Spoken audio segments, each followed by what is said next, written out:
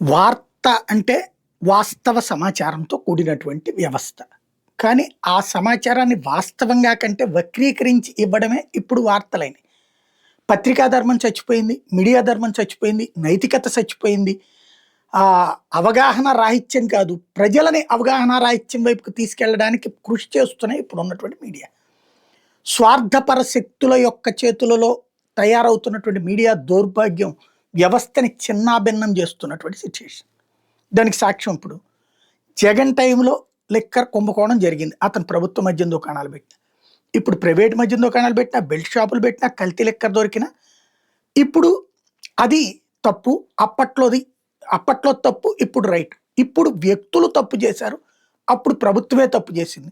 అప్పుడు జగనే తప్పు చేశాడు, ఇప్పుడైతే వ్యక్తులు తప్పు చేస్తారు. ఇది వార్తల స్టైల్ ఆఫ్ ఫంక్షనింగ్. దానికి కావాలంటే సౌత్ ఆఫ్రికాలో ఎవడో అరెస్ట్ చేశాడు కాబట్టి అది కూడా ఇక్కడ దానికే అన్నట్టు. అంటే ఒక డైవర్షనల్ టాక్టిక్స్, ఒక రాజకీయ అనైతికత, వార్తల అనైతికత. ఇక్కడ అప్పుడు జగన్కి సంబంధం ఉండదు, ఇప్పుడు చంద్రబాబుకి సంబంధం ఉండదు. ఒక వైఫల్యం ఉంటుంది అప్పుడైనా ఇప్పుడైనా ఏదైనా తేడా జరిగితే.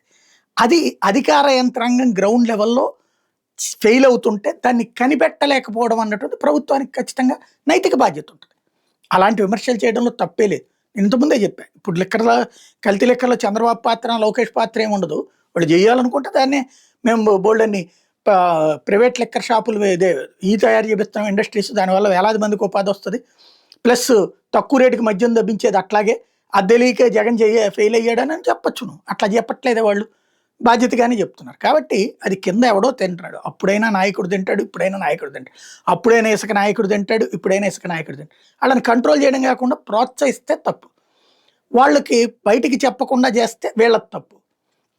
అది ప్రభుత్వం నైతిక కాన్సెప్ట్లో కరెక్ట్. కానీ ఆ కాన్సెప్ట్ని డైవర్ట్ చేసుకోవడం అనేటటువంటిదే మనకి పట్టినటువంటి నీచాతి నీచ జర్నలిజం స్పెషాలిటీ.